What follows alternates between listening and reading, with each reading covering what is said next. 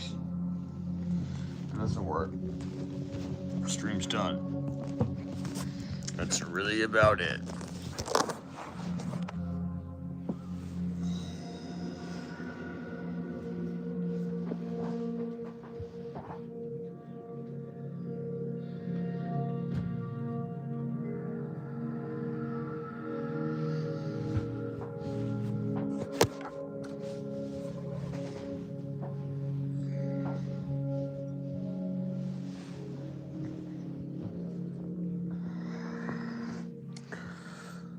Fuck.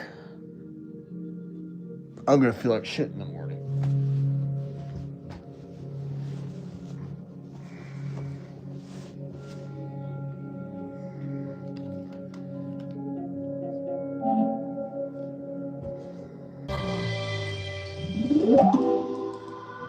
I need your for a comment yesterday, please and thank you.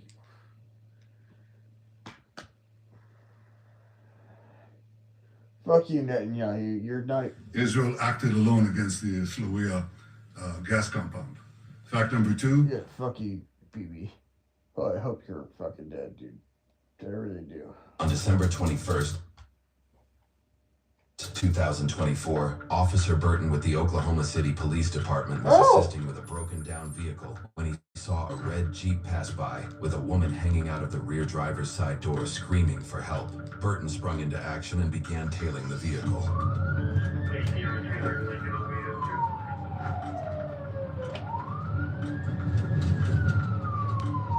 Yeah, we're still eastbound coming up to Kelly.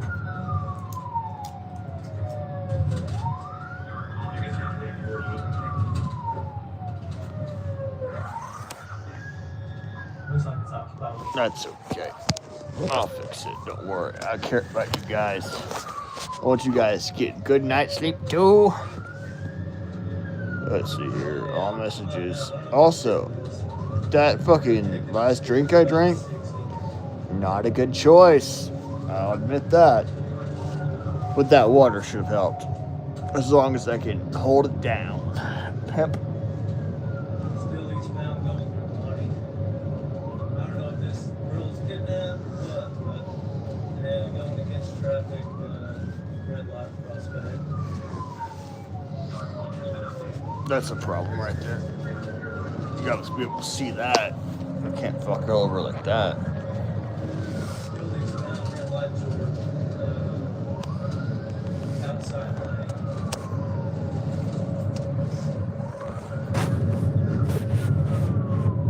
There you go. You got a return on that tag. It's a happy medium right there. Red light key. Watch that body cam. Oh, fuck. Okay, you motherfucker. I want my people to be happy.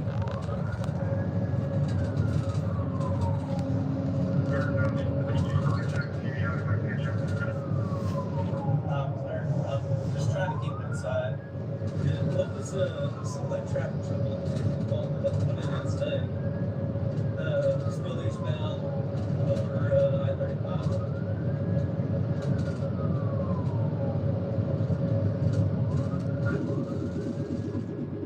Red light Brian.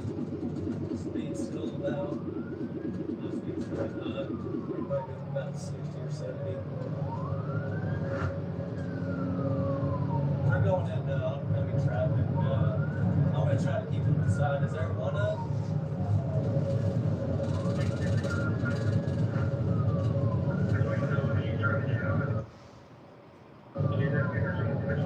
The Yellow King. Windy good. Yes.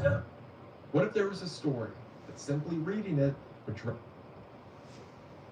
drive you mad? What if this story disguised itself as a simple play, only to lure in new readers to have them succumb to its evil? And what if this story went on to infect other stories around it, eventually changing art, people, and the world as a whole? Well, I'm here to tell you that that story doesn't exist. But for some reason, we keep talking about it. Hello, everybody. Today we're talking about the forbidden fable of The King in Yellow and its consequences across media as we know it. The King in Yellow is a collection of short stories that was published by Robert Chambers in 1895.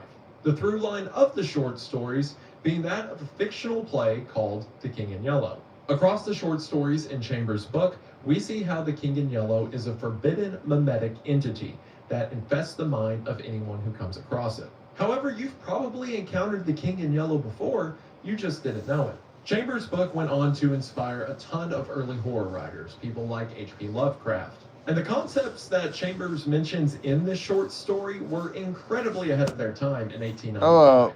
Things like cognitohazards or mimetic entities or infohazards. So of course, Damn it, Chambers' indeed. writing went on to inspire a ton of media that came after him. But it's not only Chambers' book, The King in Yellow, that has outlived the author himself, but it is the King in Yellow within the King in Yellow that has lived on as well. This unspeakable entity has shown up in dozens of stories over the past several years, all of which reference the same forbidden story that Chambers did all the way back in 1895.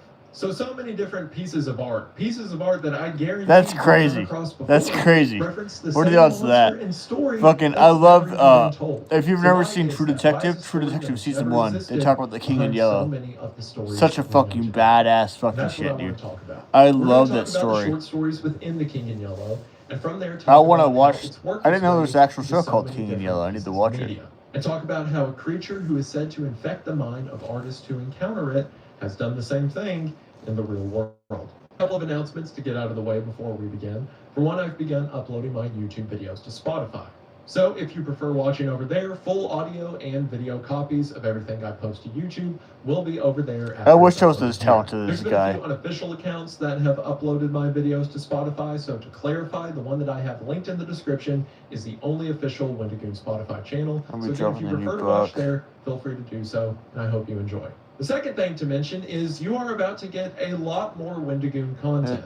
The for, new better or Backrooms worse. deep And that'll dive begin a little over a with the week from Kane now on interview the April day before the 29th dude. on The my Backrooms other channel, movie. I Wendy hope Gang. it's good. I There's a really ton do of hope it's topics good. that I'll come across that are interesting but just don't fit the bill for a ridiculously I saw the long ad for it. It video looked on okay. Lynching. I hope it's So good I've taken though. those topics and put together a team of researchers and writers to help me put together scripts so that I can still cover things I find interesting just in a more concise and shorter format. And again, short for me means less than an hour. We're very excited to show you what we've been working on, and to spoil the first topic, it's about the Kansas City Chiefs No, I fan didn't who realize dressed as a that. wolf to all of the Kansas City games, and also robbed several banks That's on his fucking way to those crazy. games. Again, that'll be up on Wendy Game Tuesday, April the 29th, with hopefully weekly uploads to follow, or at least every other week in the beginning as we still iron out some wrinkles. So be sure you're subscribed over there if you're interested, and thank you all so much for allowing me to go on these weird little projects of mine. It means a lot. Back to our topic for today. If forbidden knowledge and mind parasites that very well might be real sound interesting to you, then stick around after the ad as we break down the horrors of the King in Yellow. And another piece of forbidden knowledge is food that's good for you, delicious, easy to make, and won't break the bank. Or at least it was Good night, before bro. today's sponsor, Factor. Factor makes meeting your nutritional goals easier. Cosa, or just someone who's heard about it like us. We'll hear excerpts from this fictional story as well, but this is by far the longest. Immediately, this sounds like we're on some kind of alien planet. We have mentions of twin suns and black stars and strange moons. I'll check And wherever that this music video Carcosa again, is, and I it should seems be able to the fucking home of the recognize it. king, or at least the tatters of Buenos the king. noches, A lot Jim. of the language used sounds very apocalyptic. Mentions of my voice being dead, and tears are unshed, and they shall dry and die in lost Carcosa. It seems that whatever Carcosa was, it is something that is now past. Also, we have the title of this poem itself, Casilda's Song. Who was Casilda? Was she a resident of Carcosa, or just someone who's heard about it like us? We'll get more of an idea around Carcosa and the King in Yellow as we dive into some of Chambers' stories. As mentioned in the intro, the King in Yellow is an anthology, with the through line of the stories in the anthology, or at least the first 4, being this fictional play, The King in Yellow. If any of this is confusing, I swear it'll be cleared up with our first short story. So let's go ahead and get into it. Our first story is called The Repairer of Reputations, and it opens with a quote from a French book, the title of which I'll show on screen now. Translated, the quote reads, "Do not mock the fools. Their madness lasts longer than ours. That is the only difference." So a quote saying that the only difference between us and those that we consider insane is that their insanity just sticks around. something to keep in mind as we read this story. The repair of reputations takes place in 1920s New York. And since Chambers published this book in 1895, he is describing a world a few decades into the future. In setting up this future United States, our protagonist, who we'll meet in a minute, describes the setting. He says that there was a President Winthrop. He says that Cuba, Hawaii, and Samoa were bought by the United States, which is a pretty good guess. And the craziest thing he gets right is when he says on the first page, the war with Germany, incident on that country's seizure of the Samoan Islands, had left no visible scars upon the Republic. So other than the seizure of the Samoan Islands part, he was right that in 1920 we would just be getting out of a war with Germany. And initially, everything seems to be great in this new future. They describe how old architecture was being destroyed, and these beautiful new structures and bridges and parks throughout cities had made living there so much better. However, the first cracks of this futuristic world show up on the second page. We have profited well by the latest treaties with France and England. The exclusion of foreign-born Jews as a measure of self-preservation, the settlement of the new independent black state of Swanee, checking of immigration, the new laws concerning naturalization, and the gradual centralization of power in the executive all contributed to national calm and prosperity. When the government solved the Indian problem and squadrons of Indian cavalry scouts in native costume were substituted for the pitiable organizations tacked on to the tail of skeletonized regiments by a former Secretary of War, the nation drew a long sigh of relief. When, after the colossal congress of religions, bigotry and intolerance were laid in their graves, and kindness and charity began to draw warring sects together, many thought the millennium had arrived, at least in the New World, which after all is a world by itself. So while you could just read that as, this book was written in the 1890s, maybe that level of isolation was just Chambers' idea of an idealized world. But I don't think so, for one, because of what else we find out about this world in the next paragraph, but two, because Chambers specifically mentions that this new world is one without bigotry or intolerance, which it seems purposeful to place that sentence right after the sentence that said everyone who wasn't the same ethnicity or shared the same ideas was kicked out. The world seems to be resting on a kind of hypocrisy, one that becomes apparent on the next page. In the city of New York, summer of 1899 was signalized by the dismantling of the elevated railroads. The summer of 1900 will live in the memories of New York people for many a cycle. The Dodge statue was removed in that year, and the following winter began that agitation for the repeal of the laws prohibiting suicide, which bore its final fruit in the month of April 1920, when the first government lethal chamber was opened on Washington Square. So all that mention of this perfect futuristic New York City, and then the mention that the government has installed a lethal chamber. What is a lethal chamber, you may ask? It is exactly what you think it is, a chamber that you walk in and die. It's from here that our protagonist begins to talk about himself. Our protagonist is a man named Hildred Castaigne. And in the first few paragraphs that Hildred talks about himself, we get a lot of information not only about him, but about this king in yellow. I'd walked down that day from Dr. Archer's house on Madison Avenue, where I had been as a mere formality. Ever since that fall from my horse, 4 years before, I had been troubled at times with pains in the back of my head and neck, but now for months they have been absent. And the doctor sent me away that day saying there was nothing more to be cured in me. It was hardly worth his fee to be told that, I knew it myself. Still, I did not grudge him the money. What I minded was the mistake which he made at first. When they picked me up from that pavement where I lay unconscious, and somebody had mercifully sent a bullet for my horse's head, I was carried to Dr. Archer, and he, pronouncing my brain affected, placed me in his private asylum where I was obliged to endure treatment for insanity.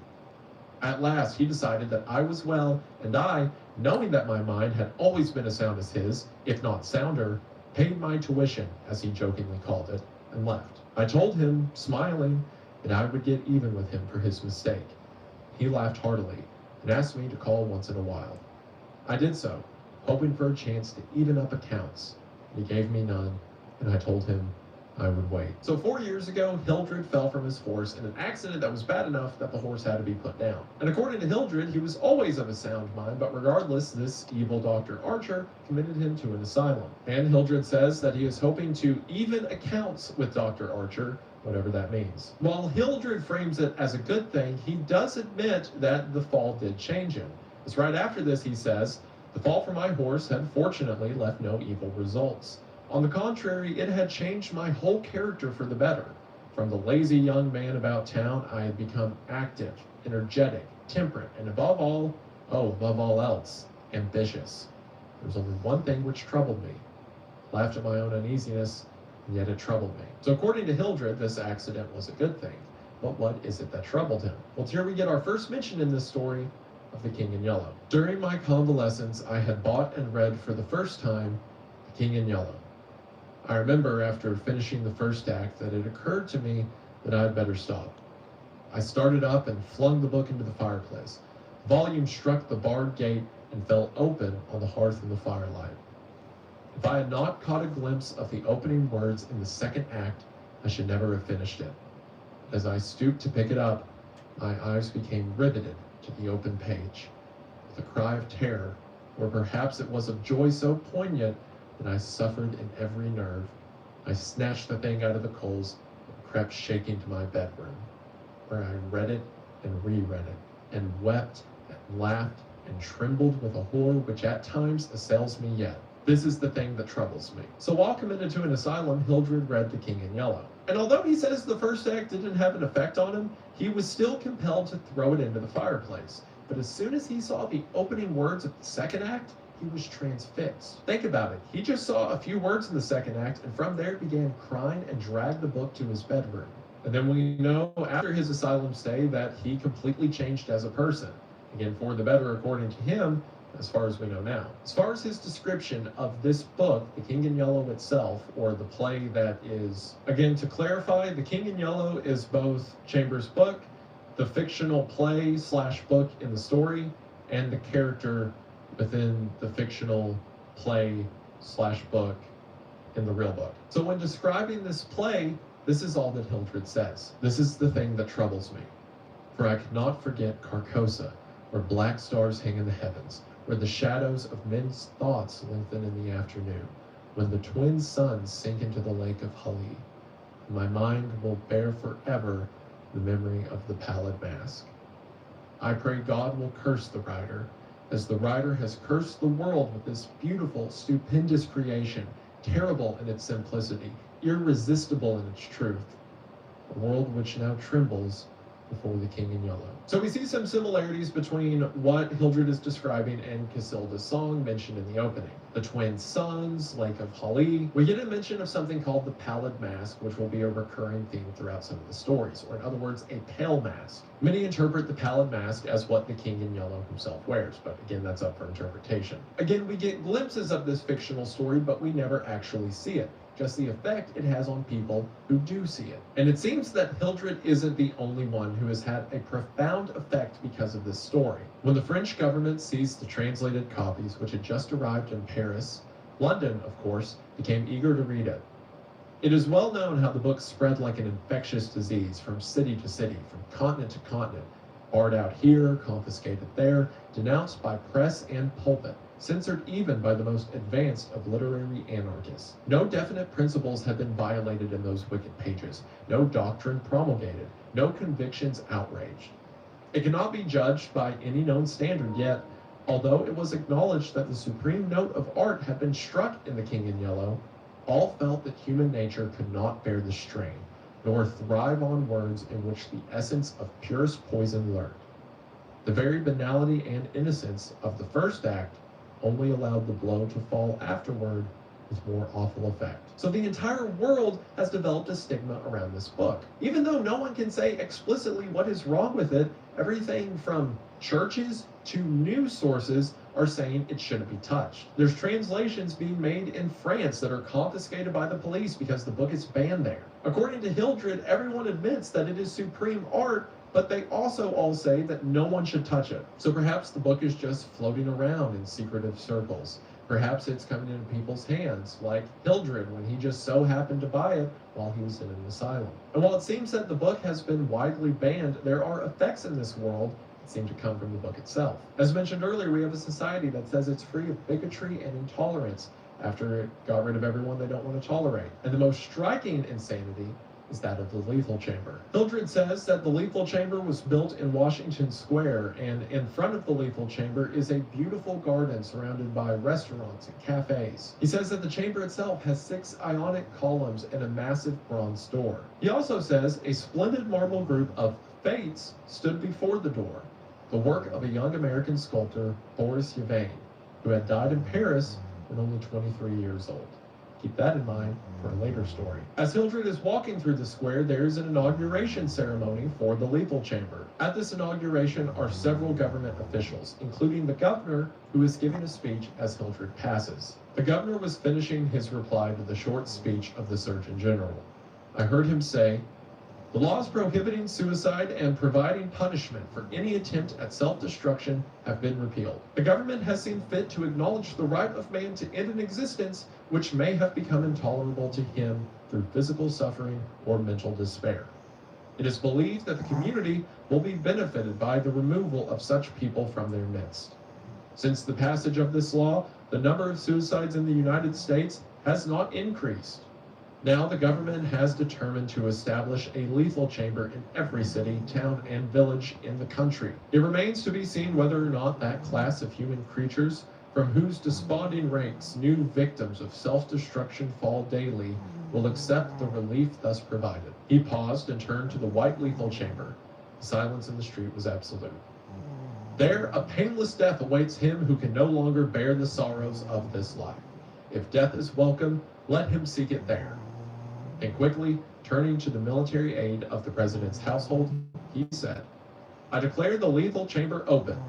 And again, facing the vast crowd, he cried in a clear voice, "Citizens of New York and of the United States of America, through me, the government declares the lethal chamber to be open." Again, we have the removal of the unwanted framed as a good thing. The governor even said it is believed that the community will be benefited by the removal of such people from their midst. Now, there's 2 ways to look at this. For one, it can just be the general madness of the world around Hildred on display. If the King in Yellow is affecting society to a great degree, then that explains why it gets to a place where the government builds these beautiful structures and proclaims its own opulence. And if you don't like it, please see yourself out. The other way to see it is that maybe people are going so mad from reading The King in Yellow that society has nothing else it can do with them. Maybe it's not the government and powers that be that are infected by the madness of The King in Yellow.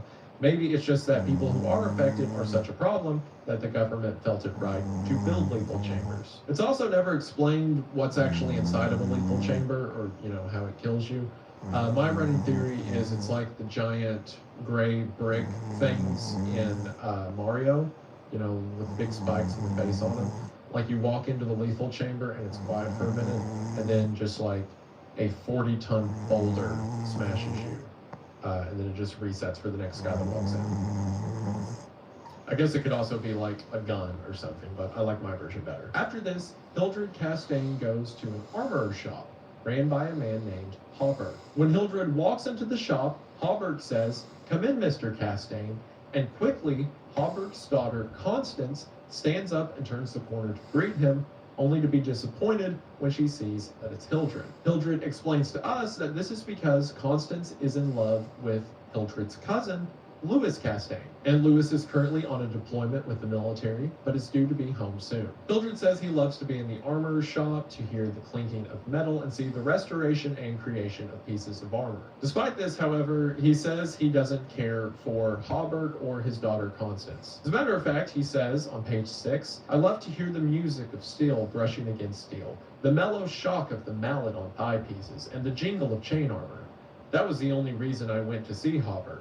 He had never interested me personally, nor did Constance, except for the fact of her being in love with Louis. This did occupy my attention, and sometimes even kept me awake at night.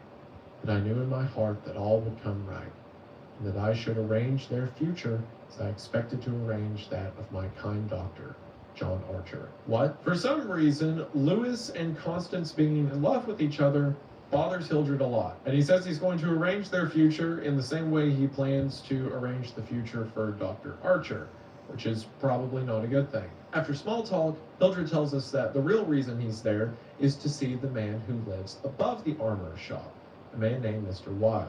When Hildred begins to make his way upstairs, the following conversation takes place. "Are you going upstairs to see the lunatic again? laughed old Hawberk. If Hawberk knew how I loathe the word lunatic, he would never use it in my presence. It rouses certain feelings within me which I do not care to explain. However, I answered him quietly. I think I shall drop in and see Mr. Wilde for a moment or two. Poor fellow, said Constance with a shake of the head. It must be hard to live alone year after year, poor, crippled, and almost demented. It is very good of you, Mr. Castaigne, to visit him as often as you do. I think he is vicious, observed Hawberk, beginning again with his hammer. I listened to the golden tinkle on the greave plates. When he had finished, I replied, No, he is not vicious, nor is he in the least demented. His mind is a wonder chamber, from which he can extract treasures that you and I would give years of our life to acquire. Hawberk laughed. I continued, a little impatiently. He knows history as no one else could know it. Nothing, however trivial, escapes his search, and his memory is so absolute, so precise in details, that were it known in New York that such a man existed, the people could not honor him enough. Nonsense, muttered Hawberk, searching on the floor for a fallen ribbon. Is it nonsense? I asked, managing to suppress what I felt.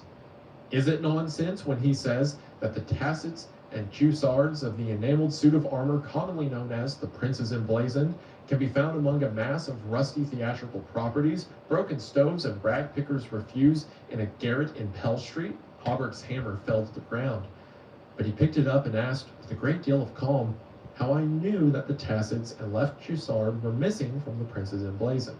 I did not know until Mr. Wilde mentioned it to me the other day. He said that they were in the garret of 998 Pell Street. Nonsense, he cried, but I noticed his hand trembling under his leathern apron. Is this nonsense too? I asked pleasantly. Is it nonsense when Mr. Wilde continually speaks of you as the Marquise of Avonshire, and of Miss Constance? I did not finish, for Constance had started to her feet with terror written on every feature. Hawberk looked at me and slowly smoothed his leather apron. That is impossible, he observed. Mr. Wilde may know a great many things. About armor, for instance, and the Prince Emblazoned, I interposed, smiling. Yes, he continued slowly. About armor also, maybe, but he is wrong in regard to the Marquise of Avonshire, who, as you know, killed his wife's traducer years ago, and went to Australia where he did not long survive his wife. Mr. Wilde is wrong, murmured Constance. Her lips were blanched, but her voice was sweet and calm. Let us agree, if you please, that in this one circumstance, Mr. Wilde is wrong, I said. So, a lot of context there. Whoever this Mr. Wilde is upstairs, Constance and Hawberk think that he's mad. This angers Hildred, who can barely suppress his rage, not only at the mention of Mr. Wilde being mad, but just at the mention of words like lunatic. And maybe the truth is somewhere in the middle, between him being an all-knowing sage and a madman. Because according to Hawberk, Mr. Wilde is right that this piece of armor does have some missing components. And we're going to find out later in the story that Mr. Wilde was right about those missing pieces being exactly where Wilde said they'd be. But then Wilde also accused Hawberk of being a guy who murdered his wife's partner and then died in Australia. And that is never brought up again. So I guess we're to assume that's right. That Hawberk killed the man who was sleeping with his wife and then changed his name. Regardless, Hawberk and Constance seem to think that Mr. Wilde is mad, and Hildred gets really upset at that idea. So Hildred goes upstairs and opens a door at the end of the hallway, and Mr. Wilde lets him in. And at our first description of Mr. Wilde, we can probably see why other people have the opinion of him that they do. When it says on page 10, when he had double-locked the door and pushed a heavy chest against it, he came and sat down beside me, peering up into my face with his little light-colored eyes.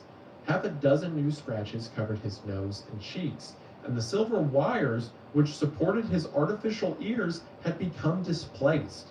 I thought I had never seen him so hideously fascinating. He had no ears.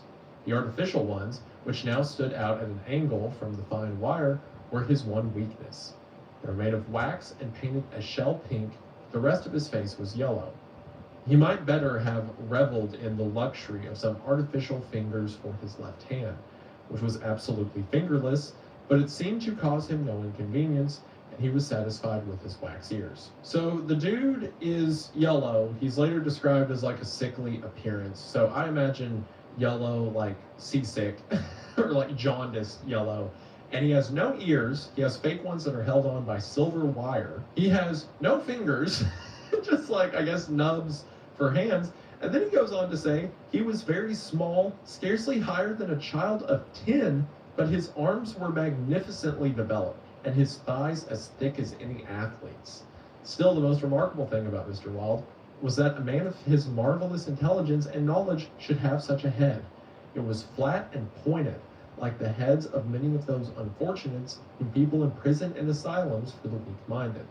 Many called him insane, but I knew him to be as sane as I was. That line hits so much harder on a second read. So he lives in the top room above this armorer's building, and he's described as like a goblin. But it gets even weirder because then he says, I do not deny that he was eccentric. The mania he had for keeping that cat and teasing her until she flew at his face like a demon was certainly eccentric. He then, in describing a fight he witnessed between Mr. Wilde and the cat, said that one time, before I could move, she flattened her belly to the ground, crouched, trembled, and sprang into his face.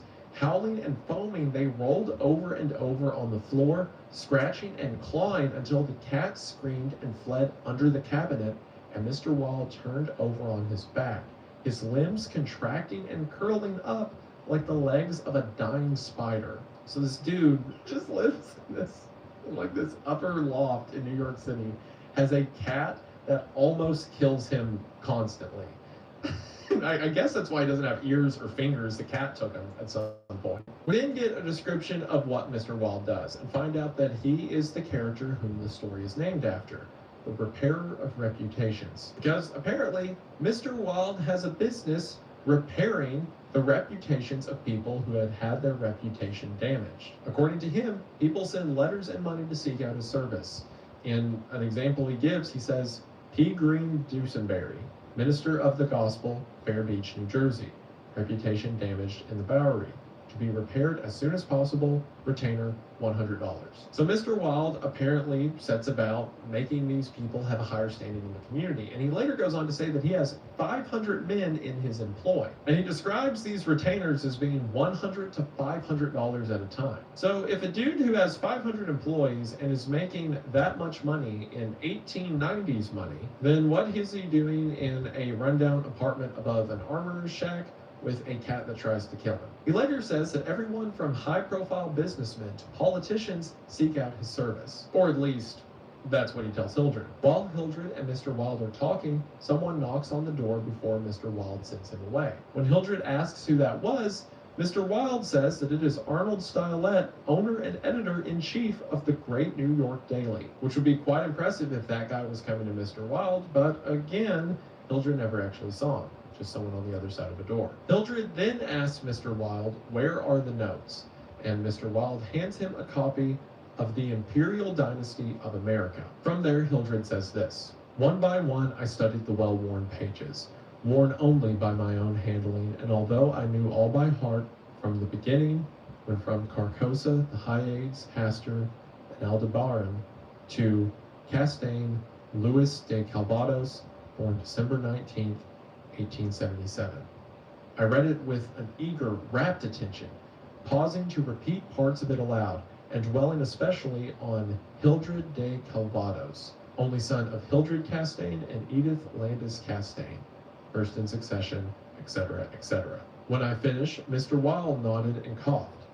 Speaking of your legitimate ambition, he said, how do Constance and Louis get along? She loves him, I replied simply. The cat on his knee suddenly turned and struck at his eyes, and he flung her off and climbed onto the chair opposite me. And Dr. Archer, but that's a matter you can settle any time you wish, he added. Yes, I replied. Dr. Archer can wait, but it is time I saw my cousin Louis. It is time, he repeated. Then he took another ledger from the table and ran over the leaves rapidly. We are now in communication with 10,000 men, he muttered. We can count on 100,000 within the first 28 hours, and in 48 hours, the state will rise in mass. The country follows the state, and the portion that will not, I mean California and the Northwest, might better never have been inhabited. I shall not send them the yellow sign. The blood rushed to my head, but I only answered, a new broom sweeps clean. The ambition of Caesar and of Napoleon pales before that which could not rest until it had seized the minds of men and controlled even their unborn thoughts, said Mr. Wilde. You are speaking of the king in yellow, I groaned with a shudder. He is a king who emperors have served. I am content to serve him, I replied. Mr. Wilde sat rubbing his ears with his crippled hand. Perhaps Constance does not love him, he suggested. Okay, so piece by piece. First of all, this imperial dynasty of America seems to be a sort of plan. Initially, we get mentions to things related to Casilda's song with fictional King in Yellow, mentions of Carcosa and Hyades and Hastur. But because this is a sort of game plan or prophecy, it has mentions of the future, as it mentions Hildred's son, who is to be Hildred de Calvados, after Hildred Castaigne has a child with Edith Landis Castaigne, whoever that might be. But it seems that Hildred's cousin Louis has some piece in this plan as well. Not only is his name and date of birth mentioned in the Imperial Dynasty of America, but as soon as Hildred gets done reading the Imperial Dynasty of America, that's when Mr. Wilde asks, how do Constance and Louis get along? And he also says that Hildred can settle his deal with Dr. Archer whenever he wants. It can be assumed, given the title of these notes, that the Imperial Dynasty details a sort of coup that is to take place, and that this coup specifically is for the King in Yellow. A concept and ambition that is greater in mind than Caesar and Napoleon, as Mr. Wilde says. And according to Mr. Wilde, as a part of this coup, he's in communication with 10,000 men who are going to start, I guess, grassroots movements in order to help the coup take effect, and that areas that will not go in line with this coup will not be sent the yellow sign. But whatever this plan is, again, Louis and Constance's romance has some effect on it. The two are cut off by the sound of music from the parade on the street below. Hildred looks out the window to see that Louis's regiment has arrived back from their deployment. Mr. Wilde remarks that Hildred needs to talk to Louis, and Hildred leaves to go back to his home. It's after Hildred gets home on page 14 that we get this interesting description. Here I lunched comfortably, read the Herald and the Meteor, finally went to the steel safe in my bedroom and set the time combination. The 3 3/4 minutes which it is necessary to wait while the time lock is opening are to me golden moments. From the instant I set the combination to the moment when I grasp the knobs and swing back the solid steel doors, I live in an ecstasy of expectation. Those moments must be like moments passed in paradise. I know what I am to find at the end of the time limit. I know what the massive safe holds secure for me alone, and the exquisite pleasure of waiting is hardly enhanced when the safe opens and I lift from its velvet crown a diadem of purest gold, blazing with diamonds. I do this every day, and yet the joy of waiting and at last touching again the diadem only seems to increase as the days pass. It is a diadem fit for a king among kings, an emperor among emperors. The King in Yellow might scorn it, but it shall be worn by his royal servant. I held it in my arms until the alarm in the safe rang harshly, and then tenderly, proudly, I replaced it and shut the steel doors. So every day Hildred goes to this safe and gets out a diadem, or effectively a crown, puts it on his head, enjoys the ecstasy of it, as you heard, and then puts it back in the safe. Again, we're getting clues of a coup, we're getting clues of some grand plan, and we're getting Hildred's obsession with wearing a crown. After this, Hildred goes and looks out the window of his apartment, and from his apartment window, he can see the lethal chamber at Washington Square. And it's here that it seems the lethal chamber has its first customer. As I was turning carelessly away, a slight commotion in the group of curious loiterers around the gates attracted my attention. A young man had entered and was advancing with nervous strides along the gravel path which leads to the bronze doors of the lethal chamber. He paused a moment before the fates, and as he raised his head to those three mysterious faces, the pigeon rose from its sculptured perch, circled about for a moment, and wheeled to the east. The young man pressed his hand to his face, and then with an undefinable gesture sprang up the marble steps. The bronze doors closed behind him, and half an hour later the loiterers slouched away. The frightened pigeon returned to its perch in the arms of fate. So again, we don't know exactly what happens in the lethal chamber, but we know that people go in there to die. I like this little moment right after we see Hildred's madness of putting the crown on his head and feeling the ecstasy of it. We see another example of the madness of the King in Yellow as someone makes their way into the lethal chamber. After this, Hildred goes to see his cousin Lewis, and we're immediately shown how different the two men are. As I crossed the central driveway, a group of officers passed, and one of them called out, "Hello, Hildred," and came back to shake hands with me. It was my cousin Lewis, who stood smiling and tapping his spurred heels with his riding whip. "Just back from Westchester," he said. "Been doing the bucolic, milk and curds, and, you know, dairy maids and sunbonnets who say, 'Aw,' and 'I don't think,' when you tell them they're pretty. I'm nearly dead for a square meal at Delmonico's. What's the news?" "There is none," I replied pleasantly. "I saw your regiment coming in this morning." "Did you? I didn't see you. Where were you?" "In Mr. Wilde's window." "Oh, hell," he began impatiently. "That man is stark mad. I don't understand why you—" He saw how annoyed I felt by this outburst and begged my pardon. "Really, old chap," he said, "I don't mean to run down a man you like, but for the life of me I can't see what the deuce you find in common with Mr. Wilde. He's not well bred, to put it generously. He is hideously deformed. His head is the head of a criminally insane person. You know yourself he's been in an asylum." "So have I interrupted calmly. Lewis looked startled and confused for a moment, but recovered and slapped me heartily on the shoulder. "You were completely cured," he began, but I stopped him again. "I suppose you mean that I was simply acknowledged never to have been insane." "Of course, that's what I meant," he laughed. I disliked his laugh because I knew it was forced, but I nodded gaily and asked him where he was going. So it seems that Lewis also has problems with Mr. Wilde, but he likes his cousin Hildred and doesn't want to offend him.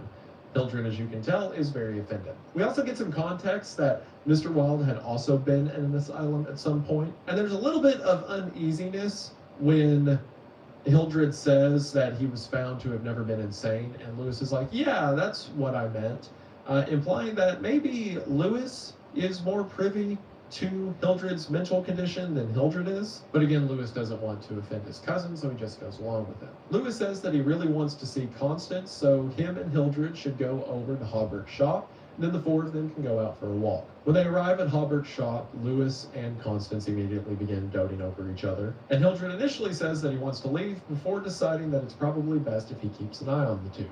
Again, the two of them have some greater effect on his grand scheme. Again, because this is a slightly futuristic New York, it says that in this timeline, they built these big terraces throughout the city that allow for these beautiful walks at sunset, elevated above the ground level of New York City. So as the four of them are walking on this terrace, Lewis is talking about his time in the military and explaining some of the things in the military.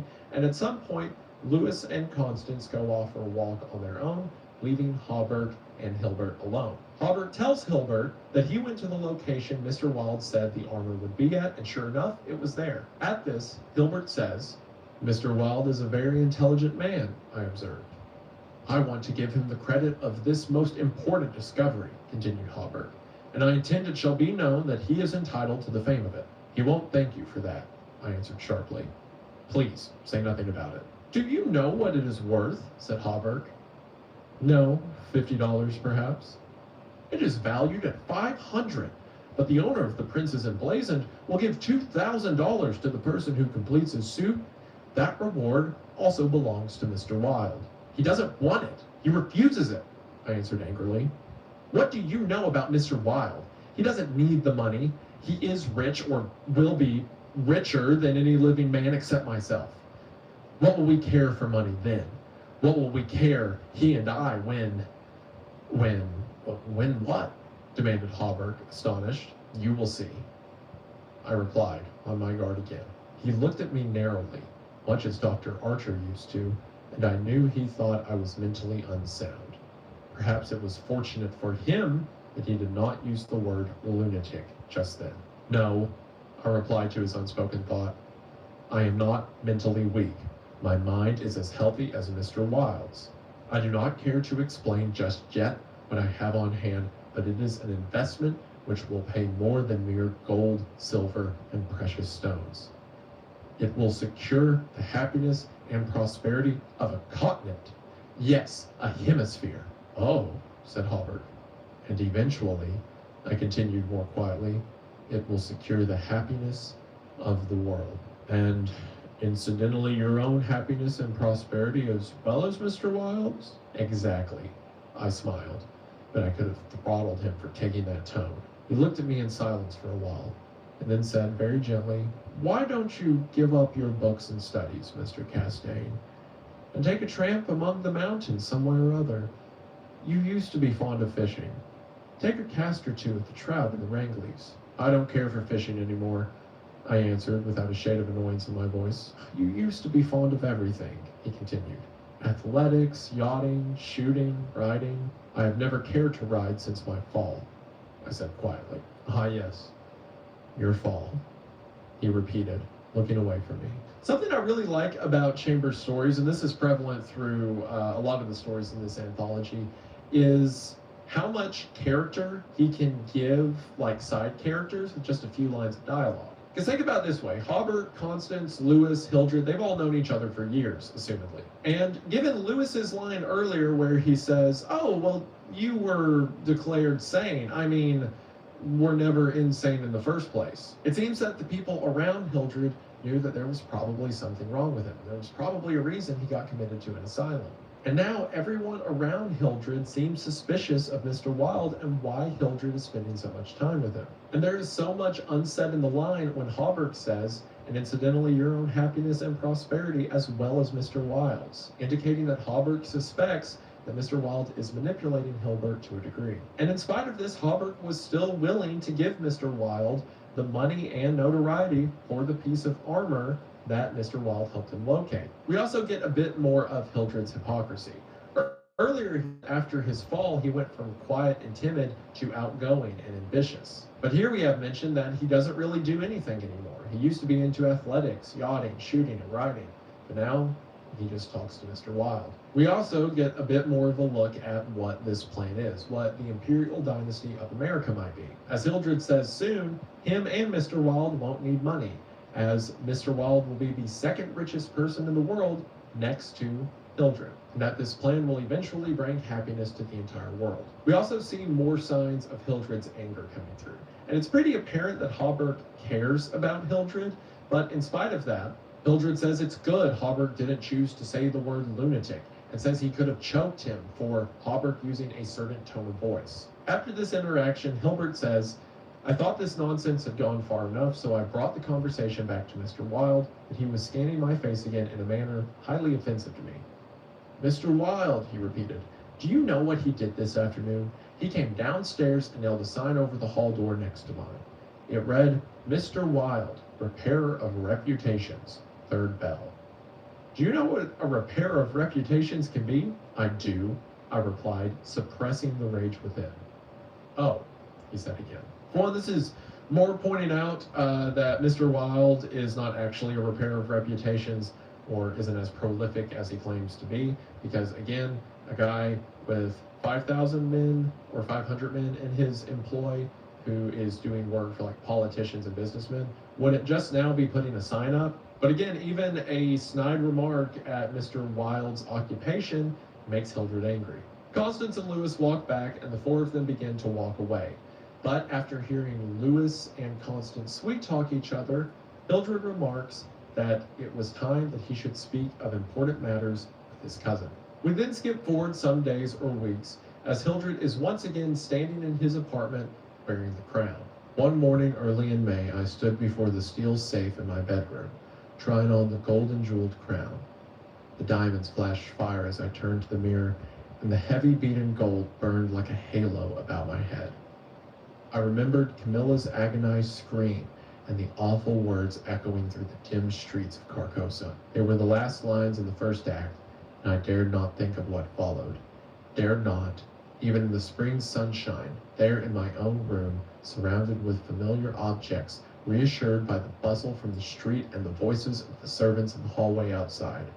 For those poisoned words had dropped slowly into my heart, as death sweat drops upon a bedsheet and is absorbed.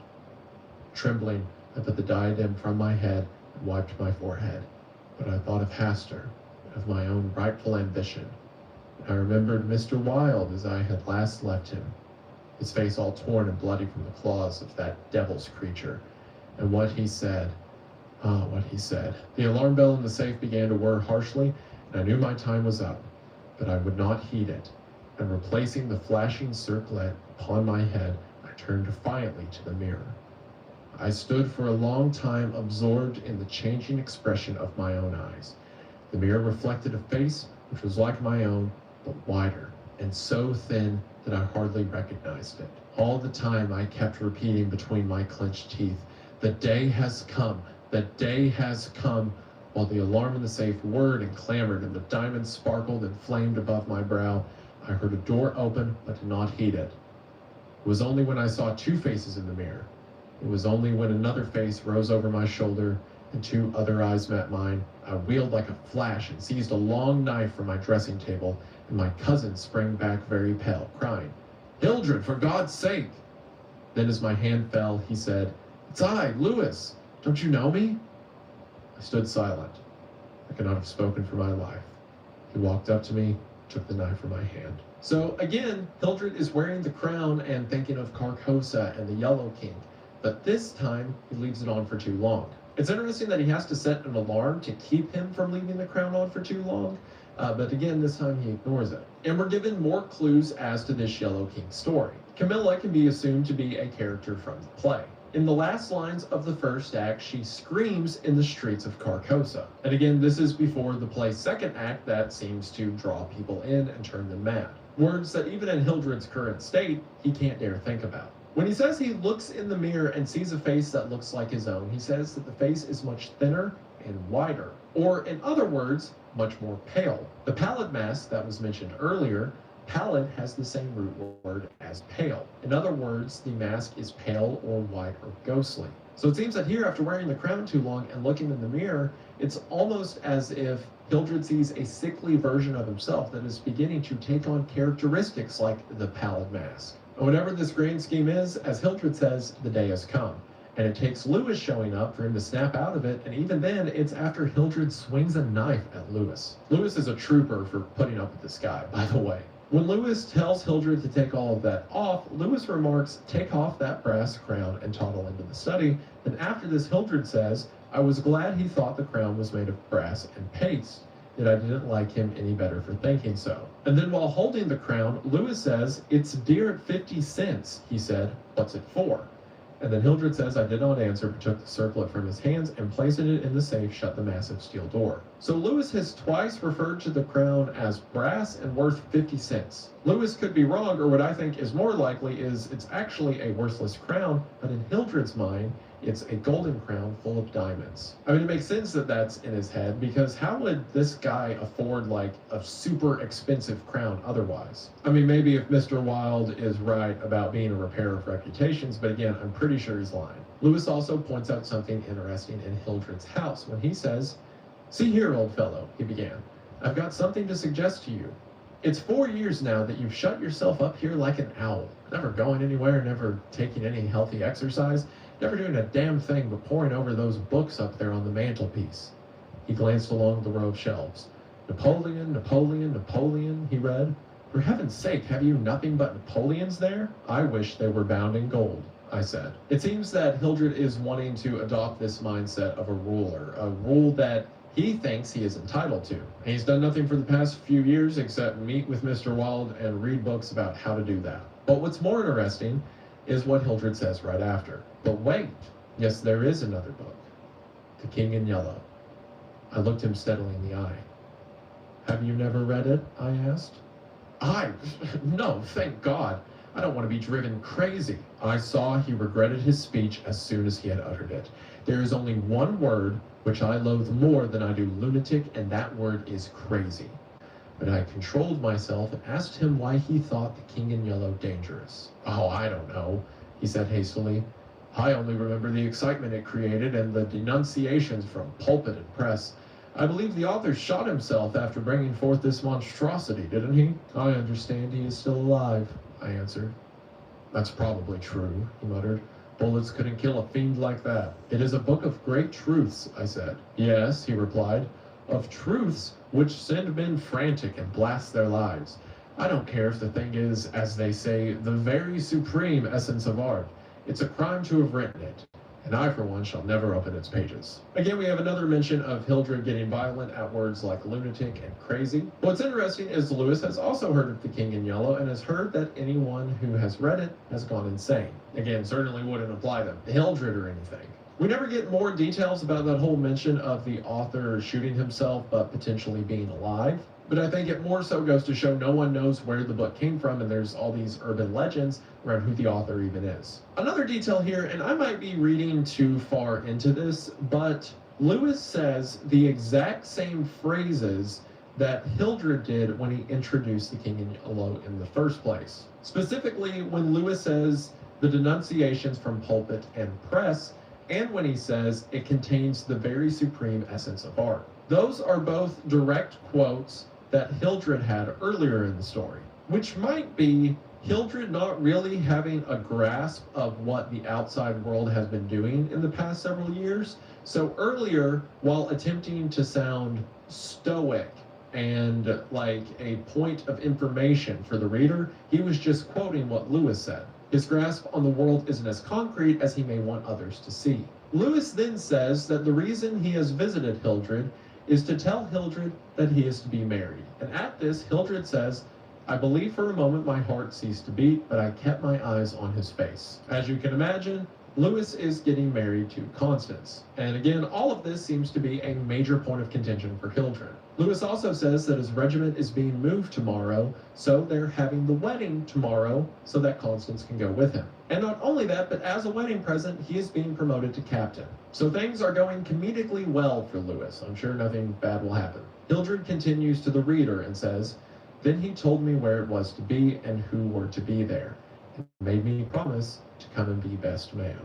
It really is heartbreaking how much Lewis cares for Hildred. I set my teeth and listened to his boyish chatter without showing what I felt, but I was getting to the limit of my endurance, and when he jumped up and, switching his spurs till they jingled, said he must go, I did not detain him. There's one thing I want to ask of you, I said quietly. Out with it. It's promised, he laughed. I want you to meet me for a quarter of an hour's talk tonight. Of course, if you wish, he said, somewhat puzzled. Where? Anywhere. In the park there. What time, Hildred? Midnight. What in the name of... He began, but checked himself and laughed assented. I watched him go down the stairs and hurry away, saber banging at every stride. Turned into Bleecker Street, and I knew he was going to see Constance. So if Lewis is getting married tomorrow, then Hildred's got to do whatever he needs to do tonight. And Lewis, being the kind cousin that he is, agrees to meet Hildred in the park at midnight. He then says, I gave him 10 minutes to disappear and then followed in his footsteps, taking with me the jeweled crown and the silken robe embroidered with the yellow sign. So here we see that the sign is a quite literal symbol, and he has a robe that has the symbol drawn on it. Hildred races to Mr. Wilde, being sure to dodge Lewis, Constance, and Hawberk in the shop below. And when he gets up to Mr. Wilde's room, it says, I knocked and entered without ceremony. Mr. Wilde lay groaning on the floor, his face covered with blood, his clothes torn to shreds. Drops of blood were scattered about over the carpet, which had also been ripped and frayed in the evidently recent struggle. It's that cursed cat, he said, ceasing his groans and turning his colorless eyes towards me. She attacked me while I was asleep. I believe she will kill me yet. I think the reason that, this is brought up in the story is because, Wilde portrays himself as like such an eloquent man, above society even, who's going to launch a coup to enact the imperial dynasty of America, that every politician's in his pocket and stuff like that.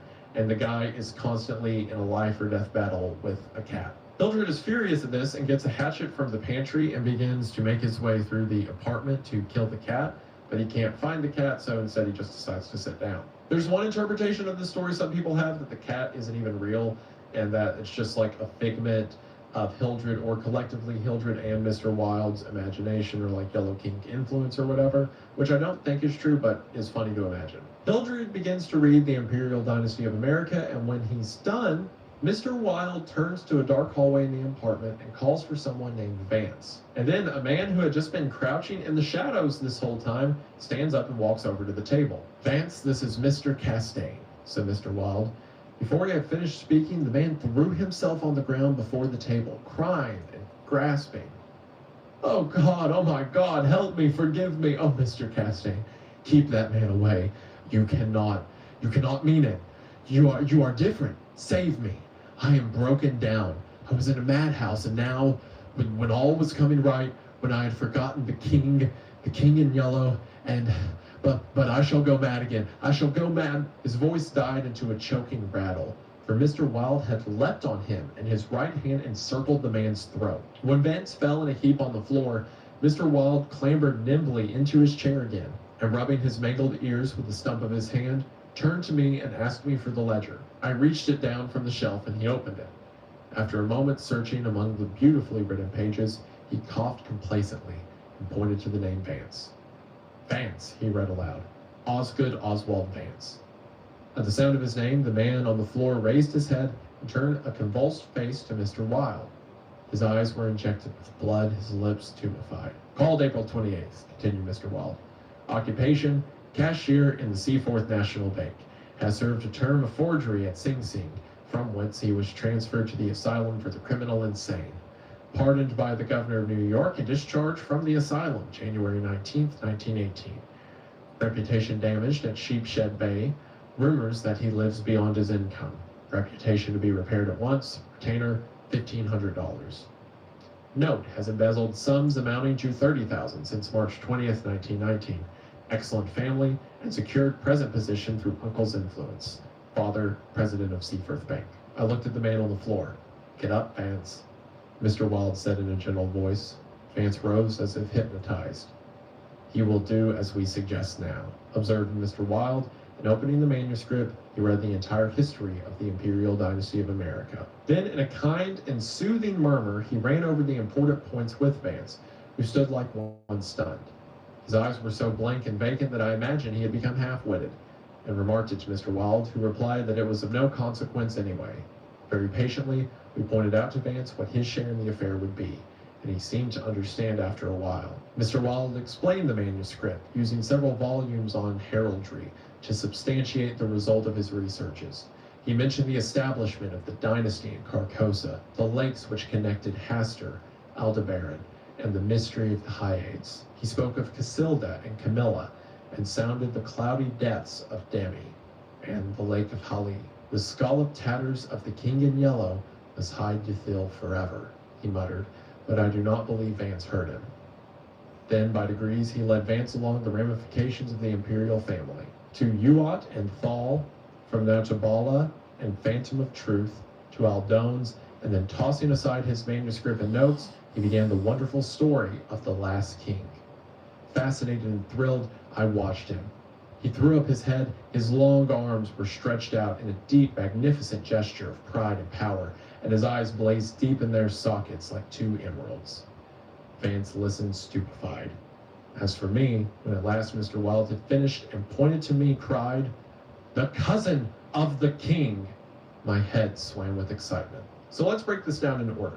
Mr. Wilde has a man named Vance who was from a mental asylum and has now gone even more mad after coming across the king in yellow. And Vance seems to be a mindless puppet that Mr. Wilde can control. Makes you kind of think of other people who might have had to stay in an asylum that Mr. Wilde might theoretically have control over. I mean, for all we know, if Mr. Wilde was lying about all the other information of reputations he's repairing, all that stuff about Osgood Oswald Vance could have just been made up. We get more mentions of this lost play. We get Camilla and Casilda as characters mentioned once again. We get a mention of the dynasty of Carcosa, whatever that means. But then we talk about the imperial family and how there is now a last king. And then when Mr. Wilde's done, he points to Hildred and says, "Behold, the cousin of the king." And now the story makes sense. Lewis matters because according to Mr. Wilde, Lewis is the one who is to be the king of the imperial dynasty of America. But Hildred, probably at the fueling of Mr. Wilde, believes that Lewis is unfit to be this last king. I mean, Lewis doesn't even know about the dynasty or the king in yellow, right? So Hildred feels that he is fit for this throne, and he can't let Lewis get in the way of that. And since in our first mention of the Imperial Dynasty of America, it says that in this prophecy, the king is to have an heir, then that explains why Hildred doesn't want Louis and Constance to get married, because then that makes Louis a step closer to becoming the king. Also, it doesn't seem that Hildred thinks he'll become the king in yellow, because earlier he says this king is fit to serve the king in yellow. So it seems that they view the king in yellow as a god or being to be worshipped, and this last king is just the agent of the king in yellow on Earth, who is supposed to lead an empire in the name of the king in yellow. Hildred clarifies this point about Louis when he says, "Controlling myself with a superhuman effort, I explained to Vance why I alone was worthy of the crown, why my cousin must be exiled or die. I made him understand that my cousin must never marry, even after renouncing all his claims, and how that least of all, he should marry the daughter of the Marquis of Avonshire, and bring England into the question. I showed him a list of thousands of names which Mr. Wilde had drawn up. Every man whose name was there had received the yellow sign which no living human being dared disregard. City, state, the whole land were ready to rise and tremble before the pallid mask." Again, a mask that Hildred saw himself wearing in the mirror earlier. And here we see where that mention of Hobart being the Marquis of Avonshire earlier comes into play. See, Mr. Wilde was right about that piece of armor being found where it was in the city. But perhaps now he's only alleged Hobart to be the Marquis of Avonshire because that means he's British. So if his daughter Constance marries Louis in this imperial dynasty of America, we'll also have an issue with British royalty times as if it's some kind of royal marriage. And of course, Hildred wants the throne to be his. He says the time had come, the people should know the son of Hastur, and the whole world bowed to the black stars which hang in the sky over Carcosa. Again, we only see glimpses of what this King in Yellow story even is, but in a lot of adaptations, Hastur is either the name of the King in Yellow or one of the first kings on Earth who served the King in Yellow. So it seems here that Hildred is referring to himself as the son of Hastur. But then we get this haunting line when it says, Vance leaned on the table, his head buried in his hands. Mr. Wilde drew a rough sketch on the margin of yesterday's Herald with a bit of lead pencil. It was a plan of Hawberk's rooms. Then he wrote out the order and affixed the seal, and shaking like a palsied man, I signed my first writ of execution with my name, Hildred Rex. So it seems that the reason Vance is here is because Mr. Wilde is going to have him murder Hawberk and Constance so that they can't get in the way. And Hildred, believing himself to be a soon-to-be king, signs it with a king's seal. Also, Rex is Latin for king, so he's literally signing his name as Hildred King. After this, Hildred leaves and goes to Washington Square, where the lethal chamber is, to meet with Louis at midnight. There's this little passage here. I don't know what it might mean or what the symbolism could be, but I just like it. It says, I had eaten nothing since breakfast, but I was not hungry. A wretched, half-starved creature who stood looking across the street at the lethal chamber noticed me and came up to tell me a tale of misery. I gave him money, I don't know why, and he went away without thanking me. Maybe it's a bit of like Hildred's humanity poking through in the midst of this. Maybe it's because he thinks he's soon to be king, but just that little interaction, it adds spice to the story. I like it. Following this, it says an hour later, another outcast approached and whined his story. I had a blank bit of paper in my pocket on which was traced the yellow sign, and I handed it to him. He looked at it stupidly for a moment, and then with an uncertain glance at me, folded it with what seemed to me exaggerated care, placed it in his bosom. Again, it seems that those who have gone mad know what the yellow sign is. Perhaps the reason the lethal chamber is here in the first place, or there's so many deranged people in the city, is because this book exists. While describing the beauty of the street at night, Hilbert compares it a lot to Hawberk's shop and the beauty he would see in the armor Hawberk would create. Again, perhaps it's a little bit of Hilbert's humanity poking out. He may not outright say it, but when his mind thinks of nice things, it thinks of moments from Hawberk's shop. Eventually, at midnight, Louis meets Hilbert. The two of them go to sit at a bench, and Hilbert says that Louis is looking at him suspiciously. Hilbert remarking, he looked at me curiously, with the same searching glance which I hate and fear so in doctors. Again, another bit of animosity that Hilbert has to those who think him mad. Louis then begins to speak. Well, old chap, he inquired, what can I do for you? I drew from my pocket the manuscript and notes of the Imperial Dynasty of America, and looking him in the eyes said, I will tell you, On your word as a soldier, promise me to read this manuscript from beginning to end without asking me a question. Promise me to read these notes in the same way, and promise me to listen to what I have to tell later." "I promise, if you wish it," he said pleasantly. "Give me the paper, Hildred." He began to read, raising his eyebrows with a puzzled, whimsical air, which made me tremble with suppressed anger. As he advanced, his eyebrows contracted, and his lips seemed to form the word rubbish. Then he looked slightly bored, but apparently for my sake read, with an attempt at interest, which presently ceased to be an effort. He started when, in the closely written pages, he came to his own name. And when he came to mine, he lowered the paper and looked sharply at me for a moment. He kept his word and resumed his reading, and I let the half-formed question die on his lips unanswered. When he came to the end and read the signature of Mr. Wilde, he folded the paper carefully and returned it to me. I handed him the notes, and he settled back, pushing his fatigue cap up to his forehead with a boyish gesture which I remembered so well in school. I watched his face as he read, and when he finished, I took the notes with the manuscript and placed them in my pocket. Then I unfolded a scroll marked with the yellow sign. He saw the sign, but he did not seem to recognize it. I called his attention to it somewhat sharply. Before we get into the rest of this interaction, again, there's a couple things that I find interesting. For one, it's so funny to have all of this hype built up around the Imperial Dynasty of America and how Hildred describes when he reads it, he's like shaking on the verge of tears. And then Lewis gets it and he's like, "This is lame." Because again, Lewis hasn't been exposed to the King in Yellow or Mr. Wilde's teachings. So to him, it's just a fantasy about world domination that doesn't make any sense. But there's also that quick mention from Hildred when he talks about the way Lewis pushes his cap up and says that he remembers it so well from school. Again, little pieces of Hildred poking out that make you sympathize with him as a mentally ill man who's been taken advantage of by either the King in Yellow, Mr. Wilde, or both.